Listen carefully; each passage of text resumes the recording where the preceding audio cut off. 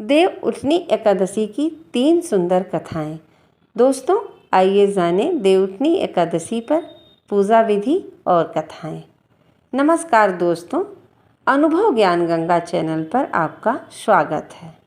देव उठनी एकादशी की 3 सुंदर कथाएं। दोस्तों, जानिए हरि को कैसे जगाएं। कार्तिक माह के शुक्ल पक्ष की एकादशी को देव उठनी एकादशी, देव उत्थान एकादशी, देव उठनी ग्यारस, प्रबोधिनी एकादशी आदि के नामों से जाना जाता है। इस दिन श्री हरि विष्णु निद्रा से जागते हैं। तो आइए सुने पहली कथा। कथा नंबर 1। एक राजा के राज्य में सभी लोग एकादशी का व्रत रखते थे। प्रजा तथा नौकर चाकरों से लेकर पशुओं तक को एकादशी के दिन अन्न नहीं दिया जाता था। एक दिन किसी दूसरे राज्य का एक व्यक्ति राजा के पास आकर बोला, महाराज, कृपा करके मुझे नौकरी पर रख ले। तब राजा ने उसके सामने एक शर्त रखी कि ठीक है, रख लेते हैं, किंतु रोज तो तुम्हें खाने को सब कुछ मिलेगा, पर एकादशी को अन्न नहीं मिलेगा। उस व्यक्ति ने उस समय तो हाँ कर ली, क्योंकि उसे नौकरी चाहिए ही थी।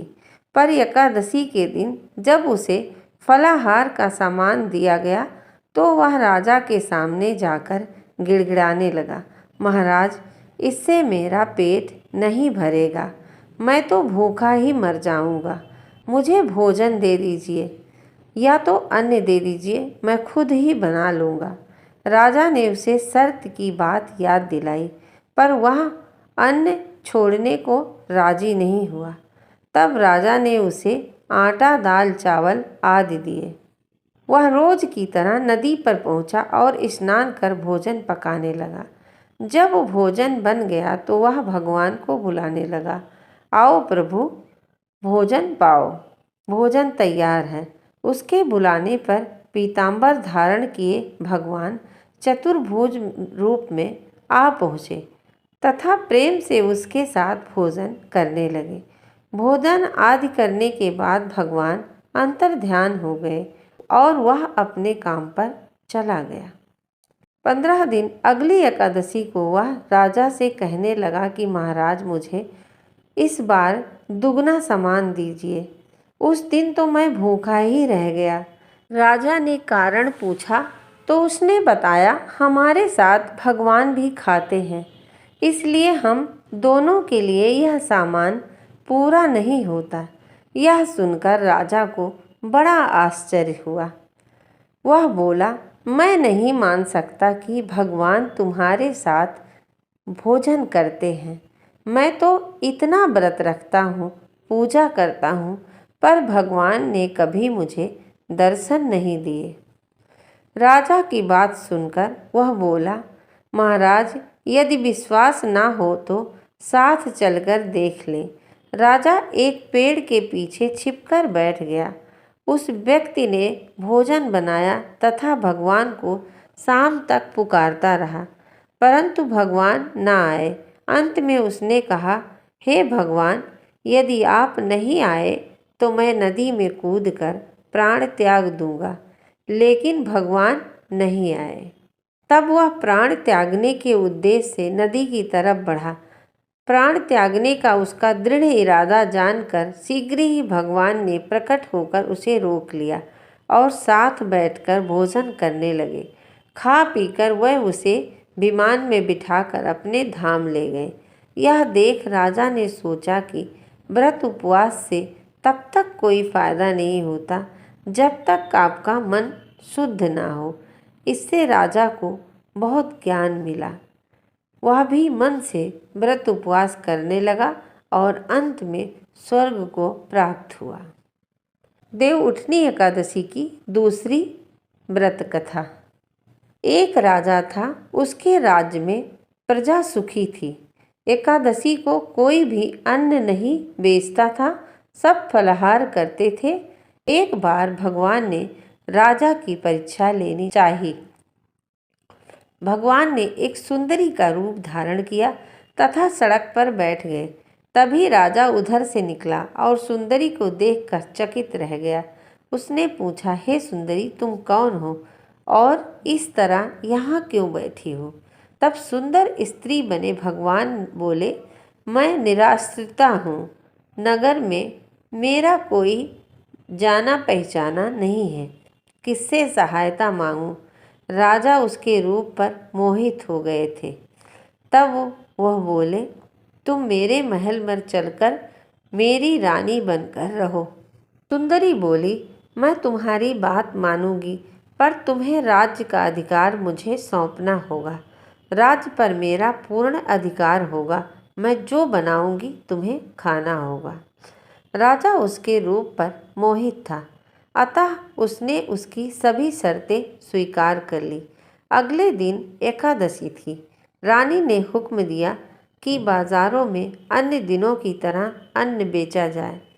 उसने घर में मांस मछली आदि पकवाए तथा परोस कर राजा को खाने के लिए कहा। यह देखकर राजा बोला, रानी, आज एकादशी है, मैं तो केवल फलाहार ही करूँगा। तब रानी ने शर्त की याद दिलाई और बोली, या तो खाना खाओ, नहीं तो मैं बड़े राजकुमार का सिर काट दूंगी। राजा ने अपनी स्थिति बड़ी रानी से कही तो बड़ी रानी बोली, महाराज, धर्म ना छोड़े, बड़े राजकुमार का सिर दे दे। पुत्र तो फिर मिल जाएगा, पर धर्म नहीं मिलेगा।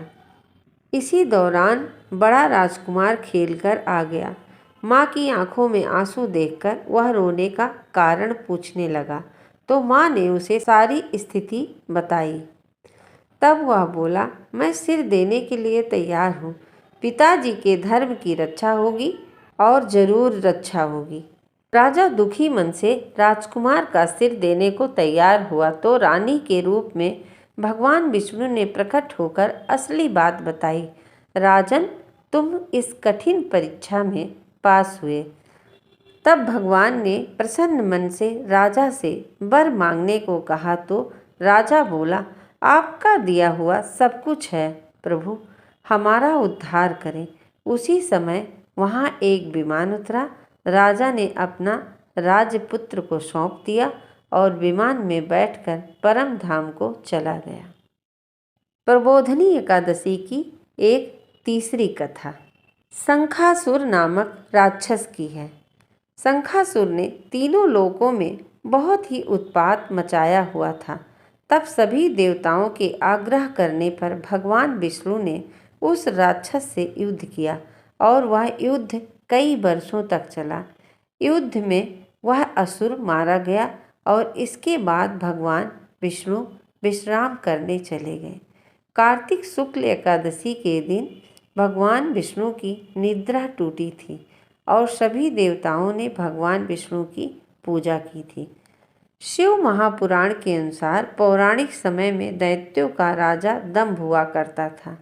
वह बहुत बड़ा विष्णु भक्त था। कई सालों तक उसके यहाँ संतान नहीं होने के कारण उसने शुक्राचार्य को अपना गुरु बनाकर उनसे श्री कृष्ण मंत्र प्राप्त किया। यह मंत्र प्राप्त करके उसने पुष्कर सरोवर में घोर तपस्या की। भगवान विष्णु उसकी तपस्या से प्रसन्न हुए और उसे संतान प्राप्ति का वरदान दे दिया। भगवान विष्णु के वरदान से राजा दंभ के यहाँ एक पुत्र ने जन्म लिया। उस पुत्र का नाम शंखचूड़ रखा गया। बड़ा होकर शंखचूड़ ने ब्रह्मा जी को प्रसन्न करने के लिए पुष्कर में घोर तपस्या की।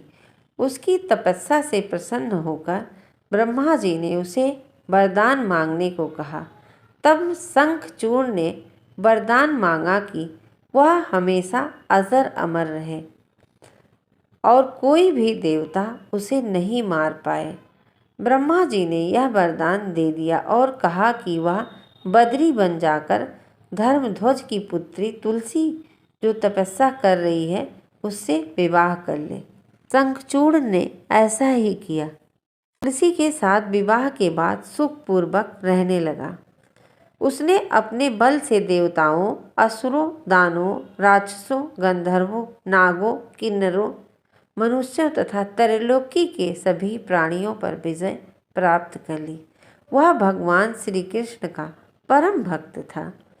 शंखचूड़ के अत्याचारों से सभी देवता परेशान होकर ब्रह्मा जी के पास गए और ब्रह्मा जी ने उन्हें विष्णु भगवान के पास ले गए। भगवान विष्णु ने कहा कि शंखचूड़ की मृत्यु भगवान शिव के त्रिशूल से होगी, अतः आप उनके पास जाएं। भगवान शिव ने चित्ररथ नामक गण को अपना दूत बनाकर शंखचूड़ के पास भेजा।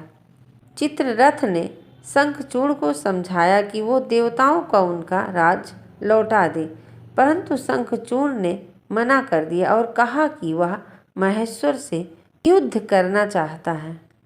जब भगवान शिव को यह बात पता चली तो वह युद्ध के लिए अपनी सेना को लेकर निकल पड़े।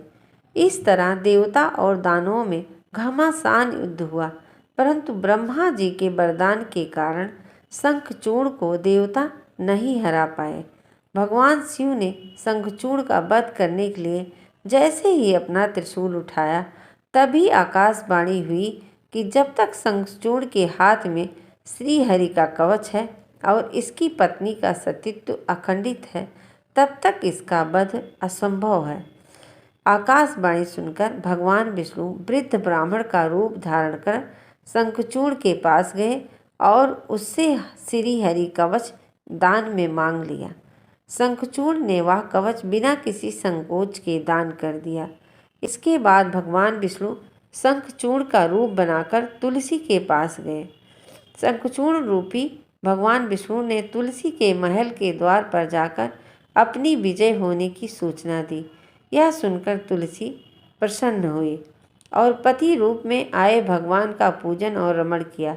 ऐसा करते ही तुलसी का सतीत्व खंडित हो गया और भगवान शिव ने युद्ध में अपने त्रिशूल से शंखचूड़ का वध कर दिया। तब तुलसी को पता चला कि वो उनके पति नहीं हैं, बल्कि वे तो भगवान विष्णु हैं।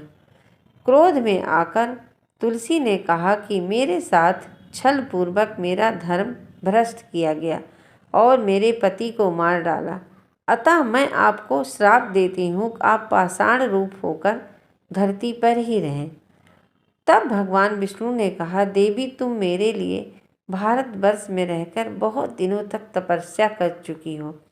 तुम्हारा यह शरीर नदी रूप में बदलकर गंडकी नामक नदी के रूप में प्रसिद्ध होगा। तुम वृक्षों में श्रेष्ठ तुलसी का वृक्ष बन जाओगी और सदा मेरे साथ रहोगी। तुम्हारे श्राप को सत्य करने के लिए मैं पाषाण बनकर रहूँगा, यानी शालिग्राम बनकर रहूँगा। गंडकी नदी के तट पर मेरा वास होगा।